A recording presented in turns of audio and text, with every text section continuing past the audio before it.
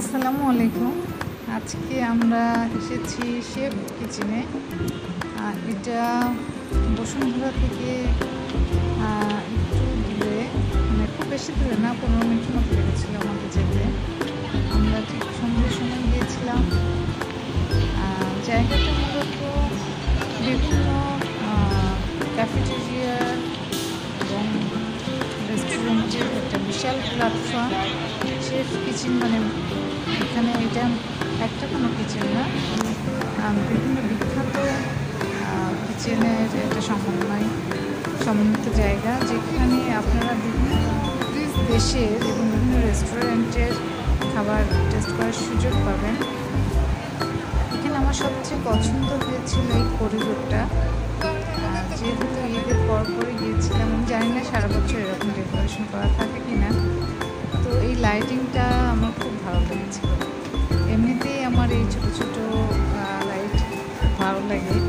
এই করিডোরটা হাঁটার সময় লাইটিংগুলো দেখতে আমার খুব মজা লাগছিল, এই জন্য আমি এই দিকটা পাস করি।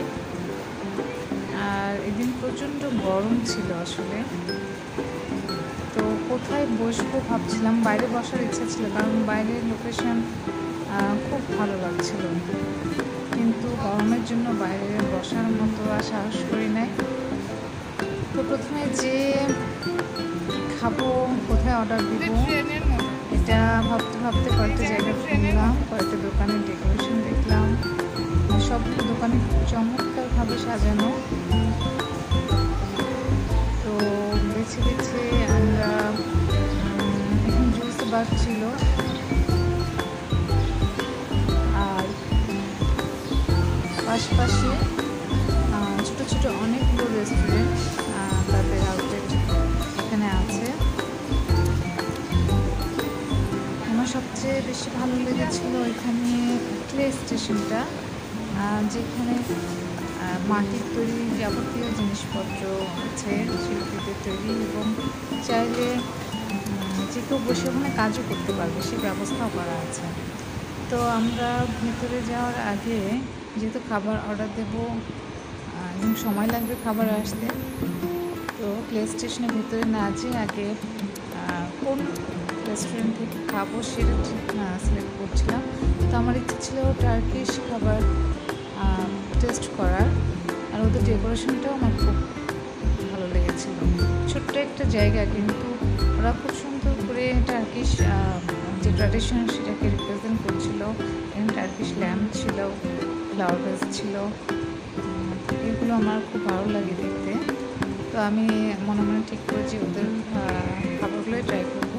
আমরা একটা মেনু অর্ডার করে প্লে স্টেশনের ভেতরে যাই, এবং দেখেন কি চমৎকার সব শিল্পকর্ম এখানে আছে, সিরামিক্সের, সবগুলোই আমার খুব ভালো লাগছিল দেখতে।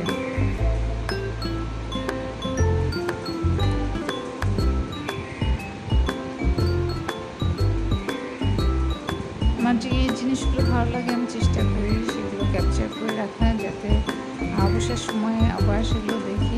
এবং আসলে যখন এগুলো দেখি তখন ওই সময় ভালো লাগার অনুভূতিগুলো আমার আবারও কাজ করে, একটু নস্টালজিক হয়ে যায়। এই জন্য আমি এই রেকর্ডগুলো করি এবং আপলোড করে রাখি, যাতে আমার ভালো লাগার সময়গুলোতে আমি এগুলো উপভোগ করতে পারি।